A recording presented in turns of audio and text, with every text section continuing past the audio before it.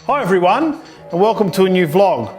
The vlogs lately are getting very serious with a lot of editing going into them. I've been working on upcoming episodes and have figured out that I need 2 monitors. So, why not just get a whole new computer? I've just bought this Mac Pro, it's awesome. My 2013 27-inch iMac still does a great job, but it's starting to slow down when things get complicated. Well, I've got a bit of work to do, so I'll spend the rest of the day setting this up.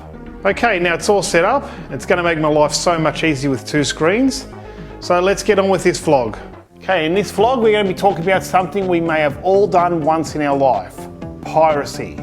Piracy, what is it? Well, piracy is when you copy a video game, of course, or a computer game or any piece of software. Could be a DVD, Blu-ray, whatever. Now when you buy software, you become a licensed user, not a licensed owner.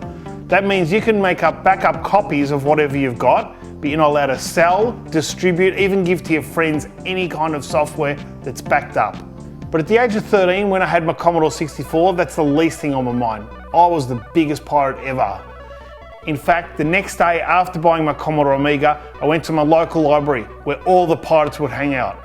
I walked in there with 10 blank discs, come out there with 10 new games. Now going back to the Commodore 64 for a minute.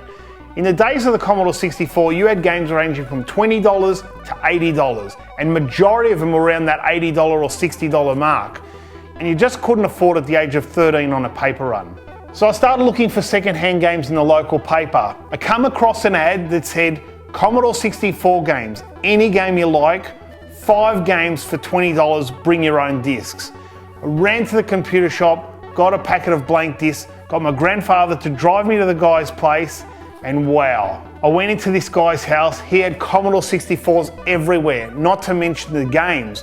All the games were obviously copied, but literally thousands and thousands of floppy disks, monitors, everything you could imagine. I got my 5 games, only one I can remember, Summer Games 2 by Epix.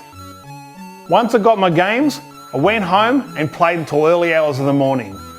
Within 2 weeks, I was back again to buy more games. This time I bought 10 games. Then the next month I bought 20 games. I was addicted. I was a pirate. There's only one problem. A lot of us did have original games. I went back to the guy, I said, how come we can't copy these games? He said, original games have to be cracked, and in order to crack them you need to be a computer programmer.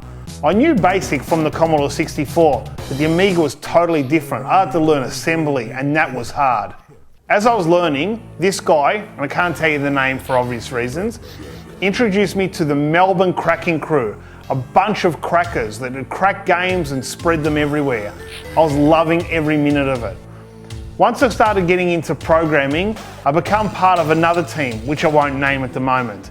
I was starting to crack my own games and I was loving it. I wasn't as good as any of these guys, but just to be involved was awesome. Piracy was worldwide, and on the Amiga, piracy was insane. Now I will tell you, this was in 1987 to 1988. I had a Sega Master System and I loved it to death, but the Commodore Amiga kept me so busy with going on bulletin boards, which is basically the internet today, downloading games, swapping them with people in other countries. It was just awesome. So guys would get together and start up a group. We're going to use ACU as example, Australian Crackers United. They'd make a small demo at the start of the game to say we were here, but then something very interesting happened. Groups would start competing who had the better demo, and therefore the demo scene started. Cracking companies would stop doing piracy and start making demos. Take Red Sector for example, probably the most well-known demo on the Commodore Amiga.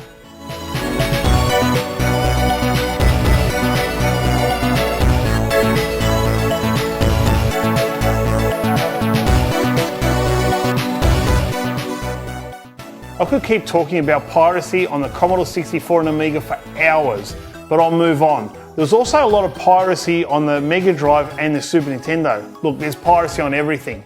I did dabble in piracy on the Mega Drive and Super Nintendo, mainly to see how it was, but I wanted to always collect games, and you can't go past the art. So around 1995, I was importing video games for the PlayStation, Sega Saturn and N64. They were all Japanese versions of the games, and my supplier was in Hong Kong. He asked me if I wanted to buy a PlayStation 1 mod chip to play copy games. I decided to bring chips in and started modding PlayStations. I do about 120 to 150 a week. After about 6 months, everyone wanted to mod a PlayStation and the market got flooded. And lucky for me, because the federal police come knocking on my door the very next day, I decided to get out of it. But they had nothing on me anyway because I wasn't pirating software. Anyway, there you go. I was a pirate back in my heyday. I'm definitely not a pirate anymore. I won't even copy a DVD.